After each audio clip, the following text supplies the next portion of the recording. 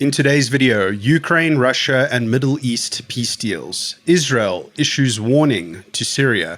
First deployment of Arrow 3 outside of Israel. Ukraine continues to target Russian oil and more. All right. Hello, everybody. I am back again with a few more updates for you. By the way, over the last week, I decided to make a bit of an upgrade to the YouTube channel. I went ahead and bought the GeoLayers 3 plugin for After Effects, which is going to allow me to make some really nice maps for the channel. So I am working on some really good looking maps for End Times Prophecy, Ezekiel 38, and things like that. So you can look forward to that. I'm looking forward to it. So if you're not subscribed, I think you should subscribe. And if you don't have your notifications switched on, I suggest you do that, or you could be missing out. I do have some nice footage from Israel and Ukraine that I'm going to be sharing with you towards the end of the video. So make sure you stick around for all of that. We're going to be starting with Ukraine and Russia. All of these posts are quite recent, so within the last week or so. US and Ukrainian officials held what both sides called productive talks on Sunday about a Russia peace deal, with US Secretary of State Marco Rubio expressing optimism about progress despite challenges to ending the more than 3-year-long war. Another one for today, Russian President Vladimir Putin will meet with US Special Envoy Steve Witkoff in Moscow on Tuesday afternoon to discuss the Trump administration's latest proposal to end the war in Ukraine, according to the Kremlin. And just on this topic, I don't know if you've seen this before, this map from Forbes. But this basically shows us the cost of minerals in the regions of Ukraine. And I wanted to point out here, kind of on this border here with Russia, take notice of these massive amounts here, just in the corner. So we've got 3.2 trillion here, $3.8 trillion here, $3.5 trillion here. And you can see the heading here, a war for resources. And, this is when you understand the text in Ezekiel 38, it's really interesting to read a headline like that from Forbes saying, war for resources, because when you read Ezekiel 38, we know that invasion against Israel by that coalition, Russia, Turkey, Iran, Libya, Sudan, coming against Israel, it is economically motivated. That's what the text tells us. So really interesting. And again, just on this map, take notice basically of the dark green areas. So those massive dark green areas, 3 trillion up, that's all towards Russia's side. And then if you look to the left side of the map, there's just no comparison to what's on the right bottom side of Ukraine's map in terms of minerals in those regions. So I thought that was an interesting share. And just in relation to this peace deal and Ezekiel 38, like I said in my last video, it's a huge deal if this does go through, because basically it would mean that the likes of Russia would now no longer be kind of distracted or going for Ukraine. And perhaps we may see an accumulation of events against Russia that would eventually create this desperate situation where they make a desperate decision to move south towards Israel and invade Israel. But overall, like I mentioned in my last video, Putin would want to feel like what he gets out of this deal is worth all of his losses. So he's going to want a really sweet deal. And then, of course, on the opposite side of that, Zelensky is going to basically want to give him nothing. So we'll see how this plays out. But ultimately, if it does happen, big deal. And we would essentially be seeing a kind of a recovery period for Russia running in parallel with what we believe is this era of peace for Israel that would be coming up soon. All right, and moving on to Israel and Gaza, phase 2 of Gaza deal seems dead. Nobody expects that Hamas will agree to disarm or leave Gaza.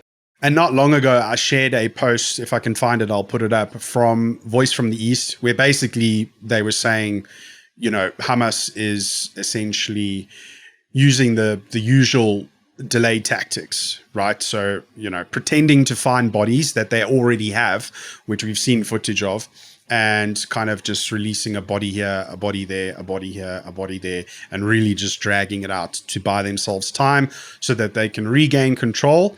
and, keep doing what they're doing, essentially. And like I've said before, ultimately, I don't see the likes of Hamas laying down their weapons. We will, once we get these, I believe there's 2 more bodies that need to come back. Once we get those back, highly likely that we will see Israel go back in and start fighting again with Hamas, and probably to the point of Hamas being completely obliterated, which I'm sure Israel would prefer anyway. So we'll see how that plays out as well. Next, I wanted to share this with you. Germany will officially unveil and deploy the Israeli-supplied Arrow 3 exo-atmospheric anti-ballistic missile system later this week, according to the Jerusalem Post, in what will be the first ever deployment of the surface-to-air missile system outside of Israel. The Arrow 2/3 has significantly proved itself in combat over the last year, being heavily used to intercept hundreds of missiles fired against Israel by Iran during the Israel-Iran war, as well as by the Iranian-backed Houthis in Yemen. So I thought that was a good share. All right, and moving on to Syria. Syria just rolled out a large, fresh fleet of new police vehicles. And why I wanted to share this was it's interesting in relation to Ezekiel 38. We know that Syria is not involved in this war against Israel, but we now see a Syria that's now moving towards legitimacy, right? Receiving a police fleet and, all of these meetings that they're having all over the world with, the US and France and things like that.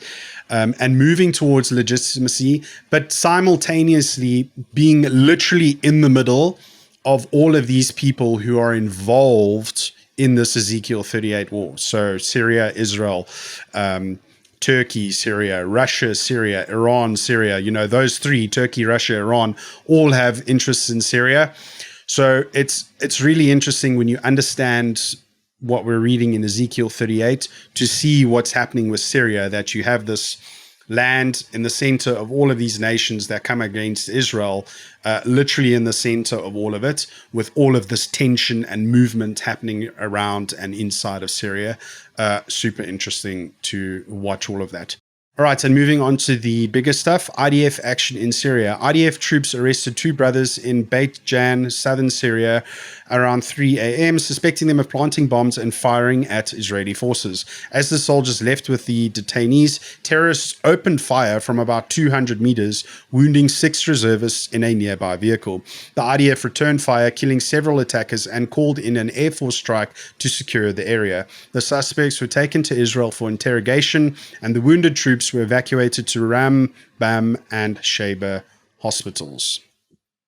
More on this story. Last night, the IDF led a precise operation in Syria with the goal to arrest members of the Al-Jamal Islamiyah organization, which was reportedly gearing up for attacks against Israel. The IDF reports that they successfully arrested all of their targets. Multiple IDF soldiers were heavily wounded in the operation as their forces came under fire from operatives in the village of Beit Jin, where the operation took place. And then just a bit of footage here. So this is footage of the strikes. So just 2 strikes there, and some more footage here. Syria after the Israeli operation.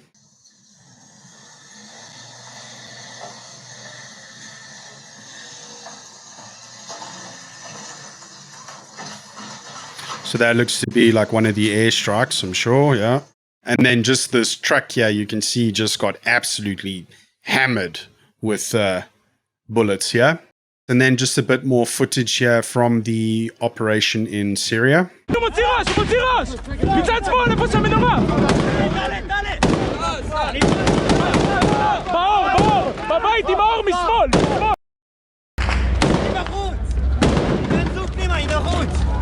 All right, moving on. Israel issues warning to Syria. Defense Minister Israel Katz says old enemies are regaining strength and new threats are emerging from the region, putting Israeli civilians at risk.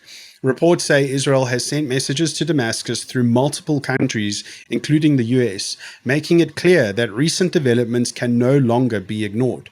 Jerusalem expects Syrian President al-Shara to act against hostile activity from Syrian territory. If not, Israeli officials signal operations inside Syria will intensify to remove growing threats along Israel's northern and eastern borders.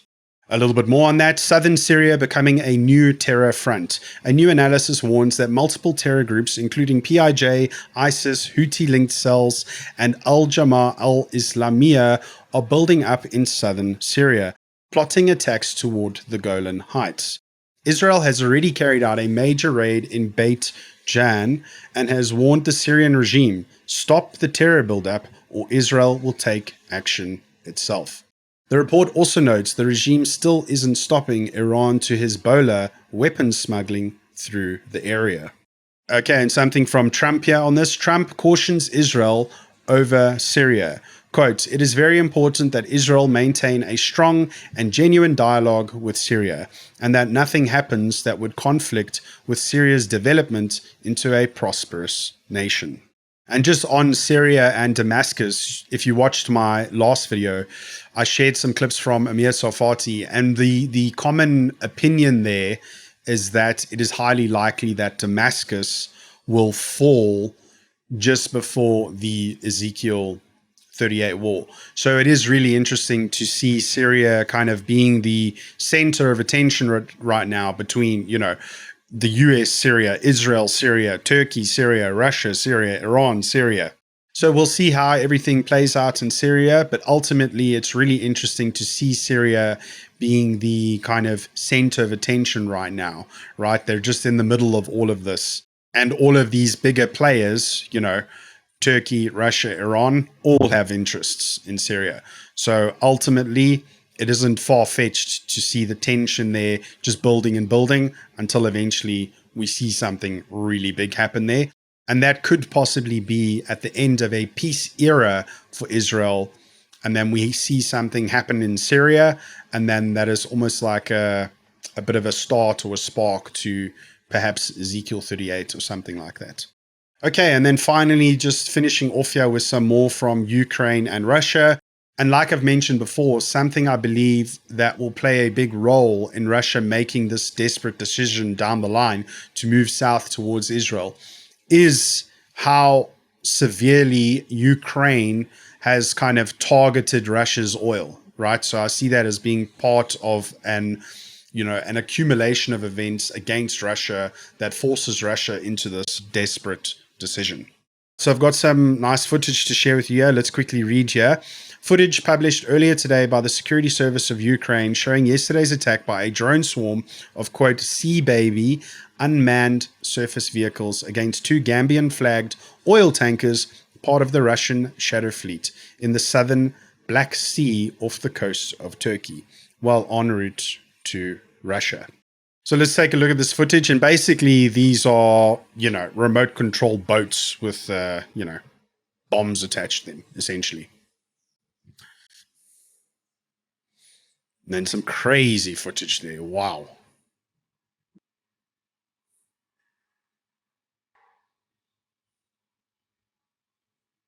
And just a final post here on the same story. Photos have appeared online showing the Russian Shadow Fleet tanker Virat, which was hit by Ukrainian naval drones. Reports say it is now being towed toward the Turkish coast. Ukraine has begun cutting off the sea routes of Russia's Shadow Fleet in the Black Sea to deprive Moscow of revenue from exporting oil and petroleum products. All right, let's take a look at some of these photos here. So there's some of the damage there to the side. And then a bit of a closer up view here. You can see the holes there in the side of the ship there. All right, and then just to kind of summarize overall some thoughts here in terms of, Israel and Ezekiel 38, I think we are moving towards an era of peace for Israel. We need to just see some things die down. So Gaza, Hamas, that needs to happen. Yemen needs to probably take a few more hard blows. And then, Hezbollah as well. All of these things and probably some stuff in Syria as well. Once all of this dies down, which like I've said before, could take, 1 or 2 years for it to die down and we really go into a proper era of peace for Israel. Once all of that dies down, we can kind of start the clock on Israel's era of peace. And then at the same time, if this Ukraine and Russia peace plan goes through within the next, 6 months, year, even 2 years, then we will be in this place where we will simultaneously have Israel in its peace era and then running parallel to that, a Russia that is no longer distracted with Ukraine, a Russia that is, recovering from the war, and potentially a Russia that is, under even more pressure with sanctions and things like that. And then eventually, right, an accumulation of events against Russia, or perhaps even a massive event happens, something, and eventually Russia makes this desperate decision to come south towards Israel while Israel's in peace and safety. They move down to Israel to invade for resources. And then in addition to that, kind of everything that's happening in Syria as well, it'll be interesting to see how things play out there before this war that we read about in Ezekiel. All right, so I think that's all that I've got for you today. Let me know your thoughts in the comments.